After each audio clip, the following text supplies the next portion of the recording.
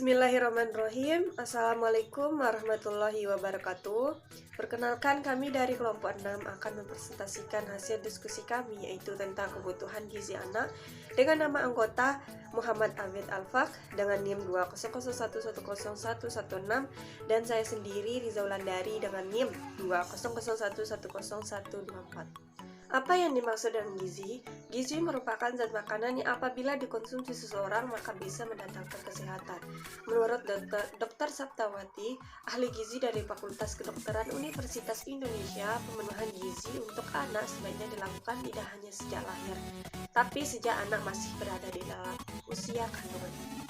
Lalu, apakah manfaat gizi bagi anak? Pertama, menjaga dan memelihara kesehatan. Gizi yang baik bisa membantu mengoptimalkan fungsi tubuh, mencegah serta membantu penanganan penyakit. 2. Meningkatkan kekebalan tubuh. Sistem kekebalan tubuh anak terbentuk dari asupan gizi yang diterimanya sejak dini. Nutrisi ini diperlukan untuk membentuk sel-sel kekebalan tubuh untuk melawan berbagai virus dan penyakit yang bisa menyerang kapan saja. 3. Sumber energi. Untuk beraktivitas, bergerak, dan berpikir, tubuh membutuhkan energi yang mencukupi. Energi tersebut didapatkan dari gizi yang dikonsumsi. Selanjutnya, membiasakan pola makan sehat pada anak. Pertama, hindari makanan jajanan dari luar rumah. 2. Kenalkan dengan berbagai macam makanan sehat. 3. Biasakan sarapan pagi dan beri makanan bekal saat ke sekolah. 4. Hindari kegemaran terhadap satu jenis makanan. Adapun masalah gizi di masyarakat, di antaranya pertama ada anak kurus, kedua anak bertubuh pendek atau stunting, 3. Anemia atau dengan disebut kekurangan darah, 4. Obesitas atau dengan kegemukan. Nah, dari penyakit-penyakit ini disebabkannya karena kekurangan gizi pada anak yang seringkali diabaikan oleh orang tuanya sendiri. Adapun penyakit-penyakit yang disebabkan karena kekurangan gizi. Pertama, kwashior merupakan salah satu penyakit malnutrisi protein yang paling akut di dunia.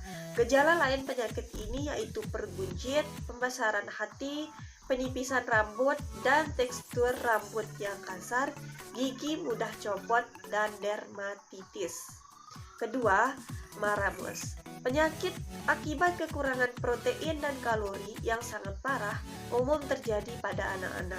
Pada kondisi maramos, berat tubuh lebih rendah 80% dari berat normal yang seharusnya, sehingga tubuh seseorang tampak kurus, pengecilan otot, kulit kering, dan bersisik. Baiklah, penyakit-penyakit yang disebabkan karena kekurangan gizi selanjutnya yaitu anemia. Anemia, penyakit kurang darah yang paling umum disebabkan karena kekurangan gizi pada tubuh. Meski dapat dipicu oleh banyak faktor, tapi salah satu alasan utama terjadinya anemia adalah defisiensi zat besi dan vitamin B12 pada tubuh. Penderitanya bisa mengalami sesak napas, kelelahan, pucat, dan gejala lain yang menunjukkan rendahnya jumlah hemoglobin pada tubuh. Kemudian yang keempat atau yang terakhir yaitu gondok. Gondok disebabkan karena kekurangannya yodium dalam tubuh atau pada makanan yang kita konsumsi.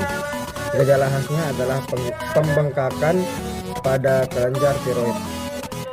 Gejala lainnya yaitu seperti lemas, tingkat metabolisme tubuh rendah, dan lain-lain. Selanjutnya yakni penyakit gizi anak. Yang pertama yaitu berat badan. Berat badan yang kurang. Berat badan anak yang kurang ditandai ketika berat badan anak tidak setara dengan berat normal di kelompok usianya. Namun, kondisi ini juga menunjukkan ketidakseleraan antara berat badan dan tinggi badan anak. Dalam arti, berat anak biasanya terlalu ringan untuk ukuran tinggi badan yang dimilikinya. Oleh karena itu, berat badan kurang dapat diukur dengan menggunakan indikator berat badan berbanding dengan usia (BB berat badan atau umur) atau berbanding dengan tinggi badan (berat badan atau tinggi badan).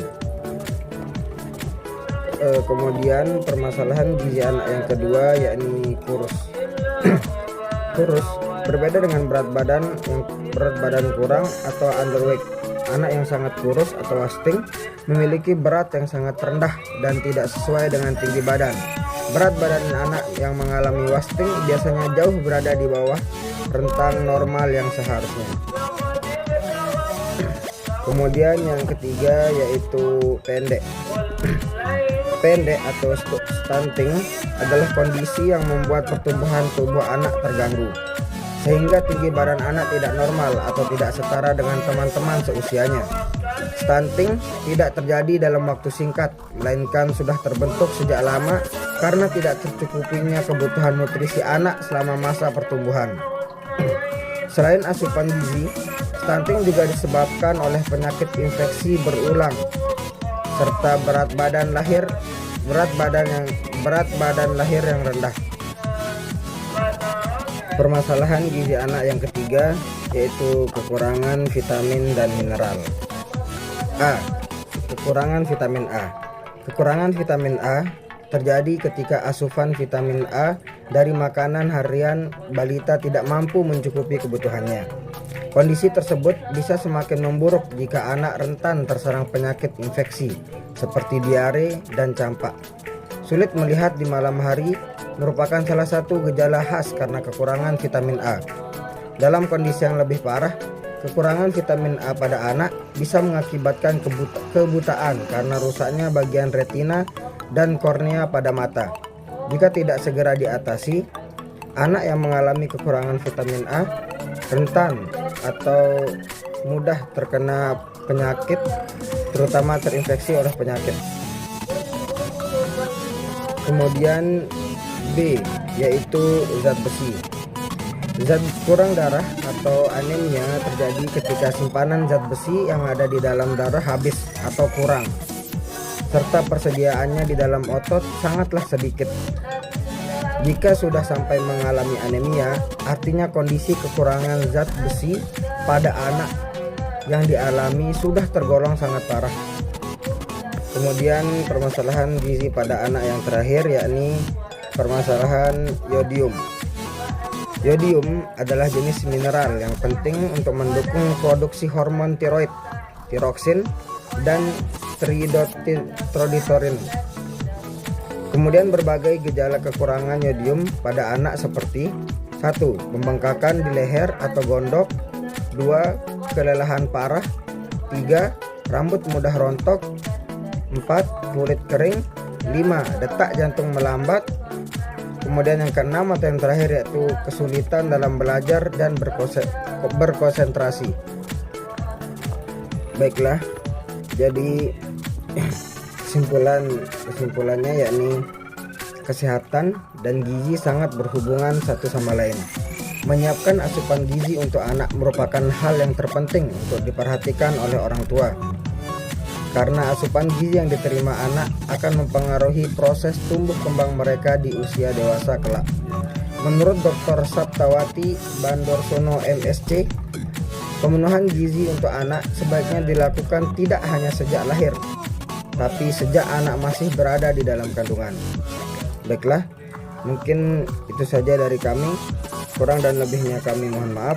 Wassalamualaikum warahmatullahi wabarakatuh.